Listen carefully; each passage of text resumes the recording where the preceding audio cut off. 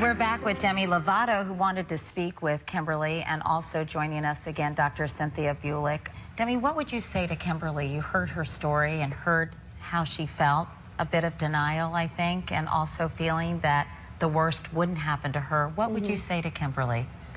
Well, first of all, I want to say you're absolutely brave and courageous for stepping on a stage in front of however many people are going to watch this and admit to your issues. I really, really admire that, and I think you're awesome for doing that. I agree. She's so mature, too, isn't she? Yeah. Very mature. I give you kudos to going and getting help and doing what you need to do to get help. And it looks like you're doing awesome by what I hear, and I just hope that you keep it up. Thank you. And what would you ask Demi about this? I mean, she's walked this walk and struggled with it for many years. Is there something you'd like to ask her, Kimberly, that might be helpful to you? Yeah, I actually have two questions. One being, do you ever eat high-calorie foods like ice cream or cookies or cake? And if you do, do you ever feel the need right afterwards to go to the gym or go running just to get it off? Well, I'm a woman who loves chocolate. And I think we all agree that once a month, we all need to eat a lot of chocolate. But yeah, of course, I definitely do. It took me a while. I'm still afraid of certain foods. I can't really eat pasta without it really triggering me. Milkshakes, I mean, certain things really trigger me, and I know to stay away from them. But, most of the time, I really just try to tell myself and talk myself through it that it's okay.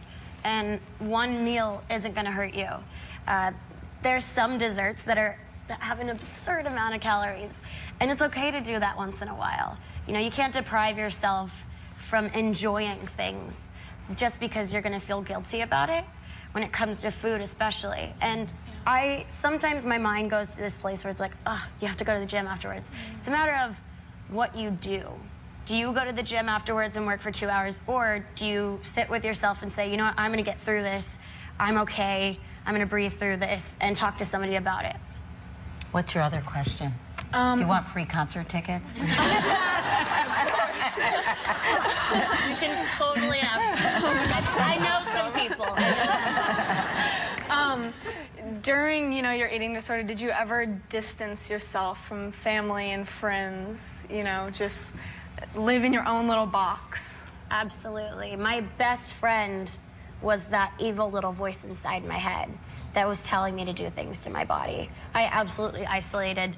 I would stay in because, when you're with your friends, you go to the movies or you go out to eat or whatever. And it becomes more difficult to adhere to such rigidity, right? Right, and I wasn't allowing myself to go to places where I was gonna eat. So if, all of my friends wanted to go to dinner, I'd say, I don't feel well, and not put myself in a social environment just because there was food around. So I became a very, very lonely person, and it was probably the loneliest years of my life. Dr. Bulick, I imagine that these things are very familiar to you. And, I wrestled with bulimia all through college and for 2 years after that. And I know this rigidity, this feeling that if you eat one thing that's wrong, you're full of self-loathing, and then you punish yourself, whether it's one cookie or a stick of gum that isn't sugarless. That I would sometimes beat myself up for that.